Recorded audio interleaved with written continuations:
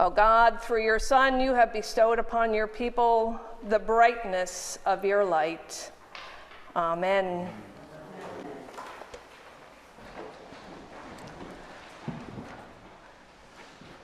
Well, we have been on quite the emotional roller coaster these past days of Holy Week, and we have finally emerged from the darkness into the light of new life. And this service is one of my favorite liturgies of the whole year. I love the play of the darkness and the light, the beautiful poetry and imagery of God's creation throughout all the stories of God's saving deeds that we read this night. Beginning with the breath of God sweeping over the face of the waters, the animals, clean and unclean, and God's bow of promise in the clouds, the pillar of cloud, the churning sea, and the strong east wind, and the breath and spirit of God bringing new life in God's people up from the graves.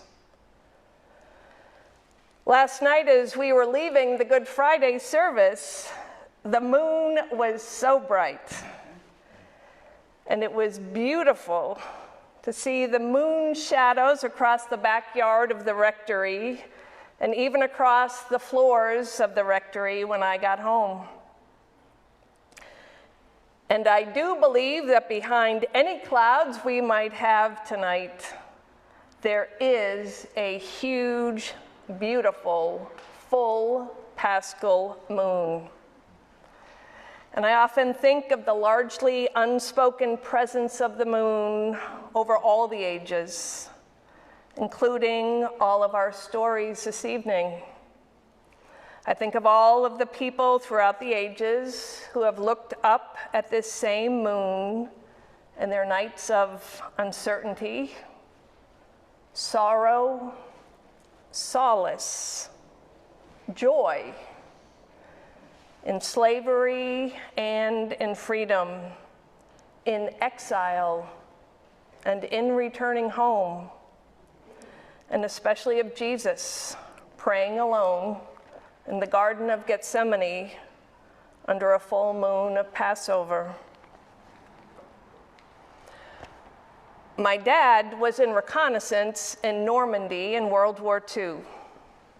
And a few years before he died, some of my sisters and I and our families were staying with our mom and dad up at the Cape. And after supper one night, as we were all still sitting around the table, our dad told the story of how when he was lying on his back in the trenches at night during the war, he would look up at the moon and write letters to our mom on the moon, knowing that our mom would see that same moon and that the moon would carry his letters to her. When we later found out that he had a very aggressive form of cancer, my children, Elena and Kike, and I were fortunate that we were able to go up to Massachusetts most weekends to see my mom and dad and the rest of our family. And we were very fortunate that our dad was able to stay at home with the help of a wonderful hospice team.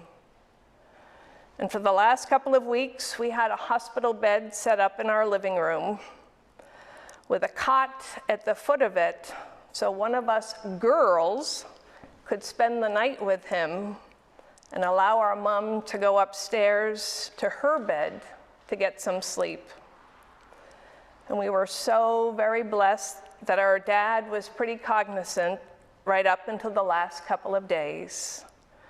So we had been able to share many stories, many conversations, our hopes, our thanksgivings, and our fears together. But those last few days were very tough on him.